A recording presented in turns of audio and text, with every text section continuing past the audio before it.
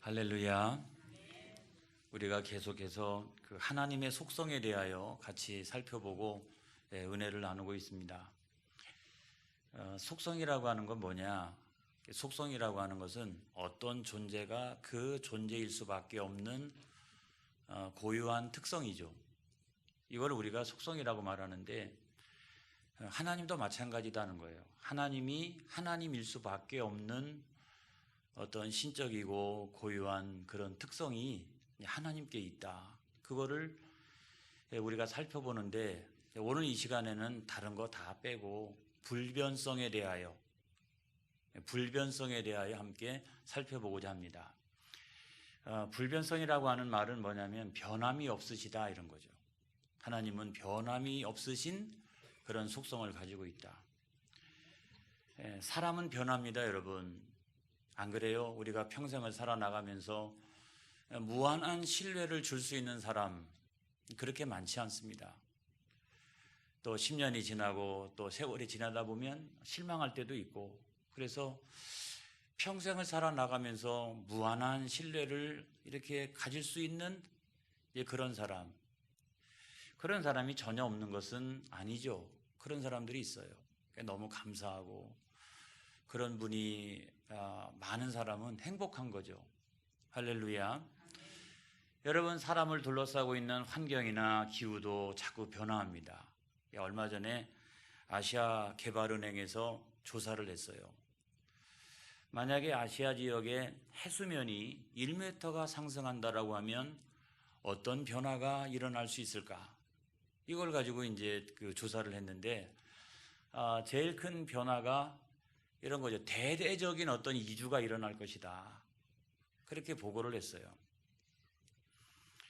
예를 들어 보면 그 이 방글라데시 같은 나라는 전 국토의 17.5%가 물에 잠긴다라고 합니다. 그리고 인구의 13%가 대대적인 이주를 해야 돼요. 그 다음에 인도 같은 나라는 약 한 7,700만 명 정도에서 한 1억 명 정도가 그 해안에 살고 있는 그런 사람들이 대대적인 이주를 해야 될 것이다. 요즘에 그거를 아주 피부적으로 느끼고 있는 나라 가운데 한 나라가 인도네시아죠. 인도네시아는 수도인 자카르타를 지금 옮기려고 그래요. 이렇게 요즘에 계속 뉴스에도 그 뉴스가 나옵니다만은 그 옮기려고 하는 이유가 뭐예요?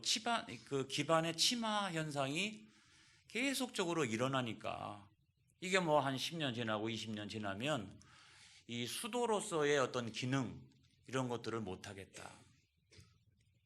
이래가지고 옮기는데 가급적이면 수도를 내륙으로 그리고 높은 산악 지역이 있는 이런 곳으로 옮기려고 지금 준비 중에 있어요.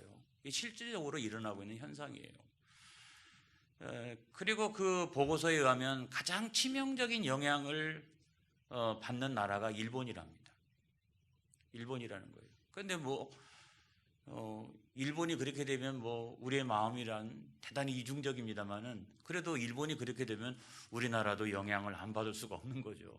그래서 이거는 전 세계의 지금 지구 온난화 현상으로 인하여 생기는 문제인 거죠. 우리가 정말 기도해야 될 그런 제목이라고 생각합니다. 하지만 하나님은 변함이 없으시다. 할렐루야. 우리가 가난해도 또는 우리가 돈이 없어도 또는 병들어도 그래도 어떤 경우에도 어떤 환난과 고난이 있을지라도 하나님의 사랑은 변함이 없으시다. 만약에 하나님의 사랑이 조변 섞개처럼 막 이렇게 분노할 때 또는 복을 주실 때 이것이 늘 이렇게 조변 섞개처럼 되어진다라고 하면 여러분 지구는요 이미 오래전에 끝났어요. 그래도 하나님이 변함없으신 하나님이시기 때문에 오늘날 지구가 이만큼 유지되어지는 줄로 믿습니다. 독일의 쾰른이라고 하는 어느 그 지역이 있는데 거기에 어느 건물 지하실의 벽에 이런 글귀가 새겨져 있다라고 합니다. 추정하기로는 지금으로부터 오래전에 2차 세계대전 때 거기다가 포로들을 이렇게 수용을 했었는데 그 수용된 포로 가운데 어떤 사람이 쓴 글이라고 이렇게 추정을 합니다. 내용은 이와 같습니다. 태양이 구름에 가리워져 햇빛이 보이지 않는다 할지라도 나는 태양의 존재함을 믿노라. 지금도 태양은 엄연히 존재하고 있다. 비록 하나님이 이 시간 침묵하신다 할지라도 나는 하나님의 존재하심을 믿노라. 지금도 하나님의 사랑이 변함없다는 것을 믿노라. 그렇게 이야기를 했어요. 그 캄캄한 지하 수용시설 안에 갇혀 있어서 햇볕도 제대로 보지 못하고 있는 그런 상황에서도 태양이 존재하고 있다라고 하면 하나님도 살아계시다. 하나님의 사랑이 언제나 나와 함께 하시고 계시다 라고 하는 것을 믿었기 때문에 여러분, 그 사람은 그곳에서도 소망을 가질 수가 있었다는 거예요. 할렐루야. 여러분, 우리가 조금 더 구체적으로 하나님의 불변성이라고 하는 것은 뭐냐 하는 걸 생각해 보면 이것을 가장 잘 설명한 신학자가 있는데 네덜란드의 바빙크라고 하는 신학자가 있어요. 이분이 저는 제일 잘 설명했다라고 생각합니다. 그대로 옮겨보면 하나님은 그의 존재는 물론이요 그의 사상과 의지와 목적 및 작정들에 있어서 불변하신다. 할렐루야. 저는 여러분, 놀랍다 이런 생각이 들었어요. 어떻게 이렇게 짧은 문장 안에 함축적으로 군더더기가 하나도 없이 하나님의 불변성에 대하여 이와 같이 잘 설명할 수가 있을까? 아주 저는 감탄을 했어요. 여러분, 이래서 우리가 신앙인도 많이 있어야 됩니다마는 신학자가 꼭 필요합니다. 막연한 신앙도 뭐 있습니다마는 그럼에도 불구하고 어떤 분명한 어떤 신학을 가르쳐주는 그런 분들도 있어야 되는 거예요. 그래서 조직 신학자들도 있어야 되고 아니면 어떤 교리를 함축적으로 잘 설명해주는 이런 분들도 꼭 있어야 되는 거예요. 그래서 우리가 무엇을 믿는지 모르겠다. 하나님을 우리가 알긴 아는데 우리는 창세기에 나타난 하나님, 출애굽에 나타난 하나님, 이것을 꿰고 있다 할지라도 그 하나님이 어떤 속성을 가지고 있다라고 하는 것을 명확하게 붙들고 있지 못하면 그 신앙이 대단히 위약해질 가능성이 여러분 있습니다. 여러분, 이 말을 우리가 조금 더 풀이해 보면 무슨 말이 됩니까? 하나님의 존재는 불변하시다. 하나님의 존재는 불변하시다. 하나님은 그 존재에 있어가지고 절대적인 완전자라는 거예요. 무슨 말이냐면 하나님은 새롭게 생성되시는 분이 아니에요. 나중에 되면은 소멸되어지시는 분도 아니에요. 가감되어지시는 분이 아니에요. 어떤 때는 막 증가하다가 어떤 때는 막 감소하다가 이런 분이 아니에요. 두 번째로는 하나님의 뜻과 섭리에 있어서는 절대로 변함이 없으시다. 그래서 하나님의 사상, 하나님의 의지 또는 어떤 하나님의 계획 또 하나님의 목적 이런 것들은 조금도 변함이 없으시다는 거예요. 할렐루야. 이렇기 때문에 하나님의 뜻대로 살아나가려고 하는 사람들에게 있어서는 그 하나님은 신앙의 근거가 되어지는 거예요. 하나님이 오늘도 이랬다, 내일은 저랬다 이러면 되겠어요? 그러니까 우리가 그런 하나님을 신뢰할 수 있는 것은 10년이 지나도 20년이 지나도 영원토록 하나님은 변함이 없으시다. 그걸 내가 믿고 있기 때문에 그분께서 우리에게 주시는 말씀은 위로가 되기도 하고 소망이 되어지기도 하고 할렐루야. 그런데 우리가 하나님을 대적하게 되면 어떤 현상이 일어납니까? 그 하나님이 불변하시다, 하나님은 꿈쩍도 아니하신다라고 하는 것은 이거는 심판의 근거가 되어지는 거예요. 그리고 그분의 말씀은 대단한 두려움이 되어지고 공포가 되어질 수도 있어요. 하나님은 만만하신 분이 절대로 아니시다라고 하는 것을 우리가 생각을 해야 됩니다. 여러분, 하나님의 불변성에 대하여 우리가 성경을 찾아보게 되면 히브리서 13장 8절의 말씀을 한번 읽어보겠습니다. 하나님의 불변성 이렇게 나와 있어요. 히브리서 13장 8절에 있는 말씀,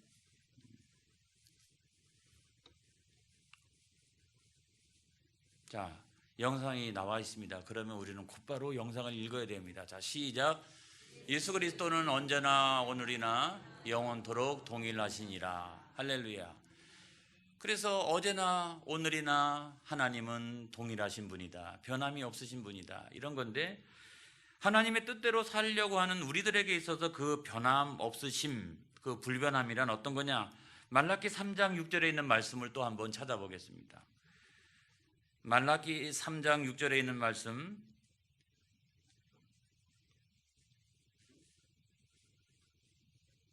자, 우리 또 한번 같이 읽어보겠습니다. 시작. 나 여호와는 변하지 아니하시나니 그러므로 야곱의 자손들아 너희가 소멸되지 아니하느니라.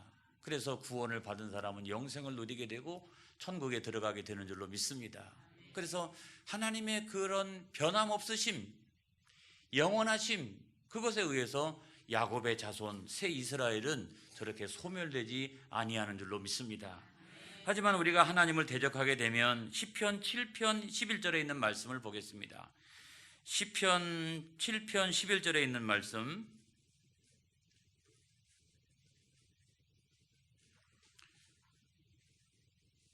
자, 또 한번 같이 읽어보겠습니다. 시작. 하나님은 의로우신 재판장이시며 매일 분노하시는 하나님이시로다. 이렇게 말씀하고 있어요. 그래서 하나님에게는 두 가지 모습이 있으시다. 하나는 무한한 사랑의 모습이 있으시고 또 다른 하나의 모습은 뭐냐면 하나님은 공의의 하나님이시다. 그래서 하나님은 이 두 가지 모습을 가지고 이 사랑하심과 이 공의로우심을 가지고 당신의 불변성을 유지하시고 있다. 할렐루야. 이거를 믿으시기를 주님의 이름으로 축원합니다. 그런데 우리가 이런 불변성에 대하여 공부를 할 때 오해가 되어지는 것도 많이 있어요. 하나님은 불변하시다. 하나님은 조금도 변함이 없으시다 라고 생각하니까 하나님은 가만히 있으신 분이라고 생각할 때도 있어요. 그러지만 하나님은 활동적이신 분이신 것을 믿으시기 바랍니다. 그래서 변함이 없다라고 하는 것은 마치 인간이 만들어 놓은 어떤 우상들처럼 그냥 가만히 이렇게 있는 것, 그런 건 아니죠. 제가 어렸을 때 우리 할머니 손을 잡고 신도안에 많이 갔어요. 정통 불교가 아닌데 아무튼 뭐 이상한 불교인 것 같아요. 거기에는 막 절들이 이렇게 그 밑에 많이 있었어요. 할머니 손을 잡고 이렇게 가서 이제 할머니가 엎드려서 막 이렇게 절하고 기도하고 하는 것을 흉내내면서 저도 옆에서 같이 똑같이 할머니 절하면 같이 절하고 할머니 두 손 모으면 같이 모아서 기도도 하고 저도 여러분 그렇게 지냈어요. 몇 년 동안을 떡시로 이렇게 해가지고 논길 따라서 할머니 따라가지고 손을 잡고서 그 신도 안에 있는 그 절을 제가 다녔어요, 여러분. 거기 가서 이제 조그만 아이가 이렇게 같이 불경을 드리고 이렇게 하니까 소위 그 보살님들 그 절 안에서 이렇게 섬기는 분들이 있더라고요. 보살님들이 이렇게 뭐라고 얘기하냐면, 얘야, 내가 불공을 열심히 들으면 부처님의 눈동자가 움직이는 것이 보일 거야. 저한테 그렇게 얘기했어요. 그래서 그 이야기를 듣고도 더 열심히 할머니가 절하면 같이 절하고 할머니가 기도하면 같이 기도하고 그렇게 해가지고 며칠이고 같이 이렇게 절에서 있다가 돌아올 때가 많이 있었습니다. 그래서 이게 불공을 드리다가 어느 때는 야, 이게 정말 이 부처님의 눈동자가 움직이나 하고서 이렇게 눈을 뜨고서 봤는데 움직이지가 않더라고요. 그래서 제가 더 가까이 갔어요. 다 보살님들도 나가고 절하는 사람도 다 나가고 할 때 얼른 가가지고 가까이 가서 봤어요. 그런데도 여전히 이렇게 하고 있더라고요. 그래서 제가 이쪽으로 갔어요. 좌측으로 딱 가가지고 또 이쪽으로 봤는데도 불구하고 전혀 눈동자가 움직이지 않고, 우측으로 가서 이렇게 부처님의 얼굴을 봐도 절대 눈동자가 움직이지 않고, 그래서 그때부터 제 마음속에 좀 이상하다 이런 생각을 했어요. 근데 이런 것들은 뭘 얘기하느냐? 부동성을 말하는 거예요. 부동성, 그죠? 그건 불변성을 말하는 게 아니에요. 불변성이라고 하는 것은 뭐냐면 하나님의 존재가 불변하시다 이런 거죠. 하나님의 뜻과 섭리가 불변하시다 이런 말이지, 하나님이 그냥 가만히 계시다라고 하는 것은 부동성이죠. 부동성. 하나님은 불변하시다. 그래서 의인은 하나님께서 은혜 주시고 축복하시고 악인은 때로 심판하시고, 이래서 하나님의 역사와 하나님의 나라를 일구어 가시는 왕성한 활동을 하신다. 역사도 마찬가지예요. 자연 환경도 마찬가지입니다. 우리는 역사적인 낙관론을 가지고 있어야 돼요. 왜 그러느냐? 하나님이 역사를 만들어져 가신다는 거예요. 그래서 예수 믿는 사람은 그런 역사적 낙관론 이런 것들을 우리가 가지고 있어야 된다. 하나님은 우주 만물을 창조하시고 통치하시고 주관하신다. 이것을 여러분 믿으시기를 바랍니다. 자, 우리가 성경을 한번 또 보겠습니다. 시편 102편 26절로 27절에 있는 말씀. 시편 102편 26절로 27절에 있는 말씀.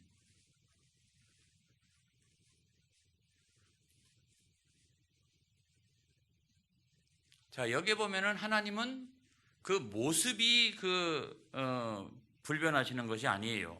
다 같이 한번 읽어보겠습니다. 천지는 없어지려니와 주는 영존하시겠고 그것들은 다 옷같이 낡으리니 의복같이 바뀌면 바뀌려니와 그 다음 주는 한결같으시고 주의 연대는 무궁하리이다. 할렐루야. 여러분, 하나님의 어떤 모습이 불변하시는 게 아니고 하나님의 뜻과 섭리가 한결같으시다는 거예요. 이 역사와 사람 가운데 하나님은 한결같은 뜻과 섭리를 가지고 이 우주 만물을 주관하고 계시다. 그래서 주의 연대가 무궁하다라고 성경은 우리에게 말씀해 주고 있는 것입니다.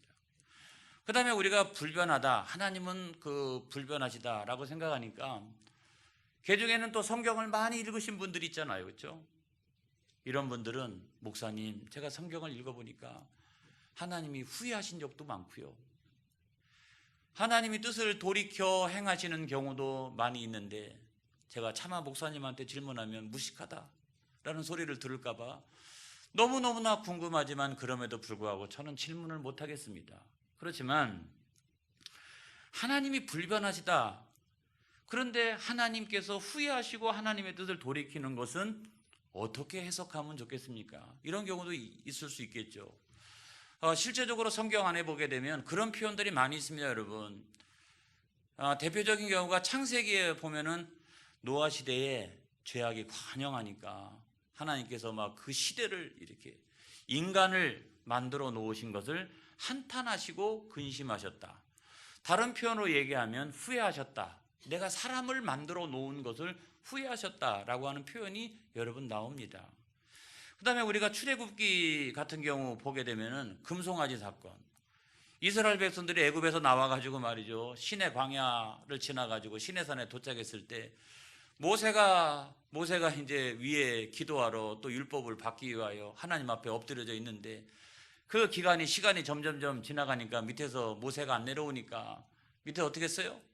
금송아지 우상을 만들어 놓고서 바로 이 금송아지 우상이 우리가 믿는 하나님이다 라고 여러분 그렇게 하고서 그 앞에서 잔치를 벌이고 축제를 벌이고 했잖아요. 그래서 목사가 어디 오래 나가 있으면 안 되겠구나 이런 생각을 했어요. 아니 그거 좀 올라가 있다고 기도하러 올라간 건데 거기 좀 올라가 있었다고 그래가지고 세상에 밑에서는 금송아지 우상이나 섬기고 있고요. 이러면 되겠어요? 안 되잖아요. 그런데 아무튼 이것 때문에 하나님이 화가 잔뜩 나셔가지고 내가 이들을 어떻게 진멸하리라. 이게 진멸하리라. 그런데 너 하나만 성경을 자세히 여러분 읽어보게 되면 성경을 많이 읽으신 분들은 그 귀절이 나와 있어요. 뭐냐면 너는 내가 남겨가지고 큰 나라를 이룰 것이다. 너희 싹 진멸하는데 너만 남겨놓을 것이다. 제가 이 성경을 읽고서 깜짝 놀랐어요. 왜냐하면 70명이 들어가가지고 200만 명 나중에 전체를 합치면 300만 명 이상 될 거예요. 그 숫자가 이렇게 나오는데 그렇게 사람들이 번성하고 애굽이 그렇게 탄압하는데도 불구하고 300만 명 정도 200만 명 정도로 이렇게 번성해 가고 한 나라와 민족을 이룰 정도가 되려면 여러분 430년이라고 하는 시간이 걸렸어요. 430년. 그리고 여기는 엄청나게 하나님께서 축복하셔가지고 매를 얻어맞고 막 이렇게 그래도 그냥 여기는 더 번성해가고 그런 하나님의 축복 가운데서도 430년이 걸렸다고요. 그런데 다 진멸하고서 모세 한 사람을 통해 가지고 한 민족이나 큰 나라를 이루게 되면 이게 얼마나 걸릴까 이게. 아니면 부인을 몇 명 둬야 되는 거예요 이게 가늠이 안 되는 거예요. 그래서 모세가 안 됩니다. 그러면 그 세상의 나라 사람들이 하나님에 대하여 어떻게 생각할 수 있겠습니까? 라고 하면서 막 기도하니까 하나님께서 뜻을 돌이키셨다라고 하는 말씀이 성경 가운데 나와 있어요.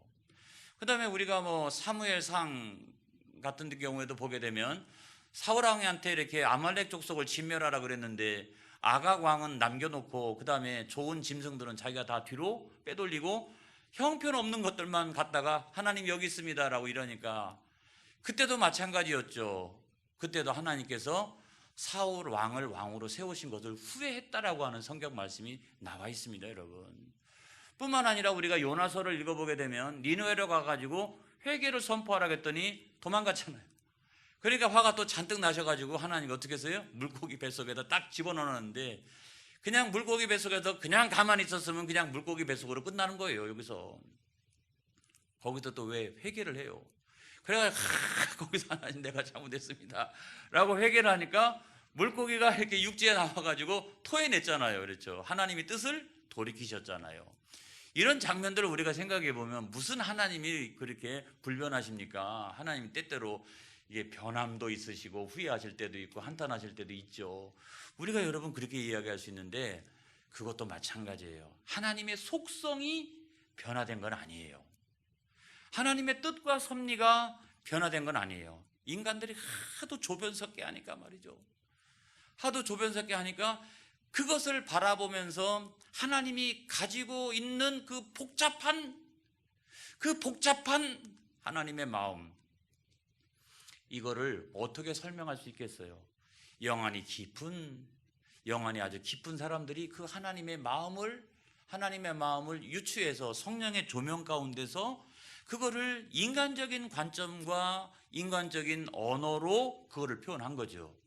그러니까 하나님이 근심했다, 후회했다, 한탄했다 이런 말씀들이 나와 있지만 하나님은 영이신데 그거를 어떻게 인간적인 용어로 설명할 수가 있겠어요? 그렇지만 하나님은요 변함이 없으세요. 그래서 의인은 은혜 주시고 복을 내리시고 할렐루야, 악인은 때때로 심판하시고 이러면서 그 역사를 하나님의 구원의 나라로 쫙 일관되게 하나님만이 흔들림이 없기 때문에 이 역사가 오늘날까지 존재하는 거예요. 그냥 인간들 자기들의 처지와 형편대로 그냥 자기들 생각하는 대로 내버려 뒀다라고 그러면 이거 벌써 일찍 끝났어요. 그래도 하나님 참으시고 회개하면 또 용서하시고 회개 안 하면 심판하시고 이래가지고 이 역사를 이렇게 단돌이 해가면서 오늘날까지 왔기 때문에 역사가 존재하는 거예요. 할렐루야, 이걸 믿으시기 바랍니다. 그런데 오늘날 우리가 왜 그와 같은 오해를 갖게 되어지느냐, 바로 이 의인화 때문에 그런 거예요. 의인화. 자, 하나님의 계시를 인간들에게 전달해 줘야 되는데 그 기록된 계시가 뭡니까? 기록된 계시가 성경이잖아요. 그렇죠? 기록된 계시가 성경인데 하나님의 뜻을 인간들이 그것을 잘 알기 위해서는 인간적인 용어를 통하지 않고서는 인간이 이해하기가 어려워요. 이게 공감이 안 되는 거죠. 공감이 안 돼. 그러니까 때때로 하나님의 역사를 인간의 모습이나 인간의 어떤 성질이나 이런 것들과 연관해서 하나님에 대하여 설명하는 경우가 대부분 많이 있었다는 거예요. 그렇기 때문에 야, 하나님이 화가 나셨구나 이런 것도 알고 하나님이 나를 사랑하시는구나 이렇게 우리가 알게 되는 거죠. 그렇지만 하나님은 영이신데 여러분 성경에 보게 되면 하나님의 팔, 하나님의 손, 하나님의 얼굴 이런 표현들 있잖아요. 그런데 하나님이 영이신데 하나님의 얼굴이 어디 있어요? 팔이 어디 있어요? 손이 어디 있어요? 그럼에도 불구하고 우리는 그런 인간적인 표현을 통해서 하나님의 얼굴의 모습을 유추하게 되는 거죠. 그 다음에 하나님의 어떤 팔 능력 이런 것이라고 우리가 생각하게 되는 거죠. 그래서 이거를 우리가 의인화다 그렇게 말합니다. 의인화. 그 하나님의 어떤 속성을 인간의 모습을 통해 가지고 이렇게 해서 조금 어려운 말로 표현하게 되면 이런 거죠. 신인 동형 동성론. 다시 말하면 신과 인간이 동일한 형태와 동일한 성질을 가진 것으로 그런 방법론으로 하나님을 이해하는 거죠. 그런데 그런 방법론으로 하나님을 이해해야지 우리가 하나님에 대해서 잘 알지. 우리가 무슨 식물이나 동물이나 그런 내적 구성이나 이런 걸 가지고 막 설명하면은 우리가 하나님이 어떠한 분이신가를 어떻게 알게 돼요? 가장 인간이 보편적으로 잘할 수 있는 것은 사람의 모습과 사람의 성질을 통하여서 그 하나님의 모습을 우리가 기록하니까 우리가 제대로 하나님은 야 이런 분이시구나 이렇게 우리가 미루어서 알 수가 있는 것이죠. 그럼에도 불구하고 성경은 분명히 말씀하시고 있습니다. 하나님은 인간이 아니시다. 하나님은 인간이 아니시다. 여러분 민수기 23장 19절에 있는 말씀 한번 보겠습니다. 민수기 23장 19절.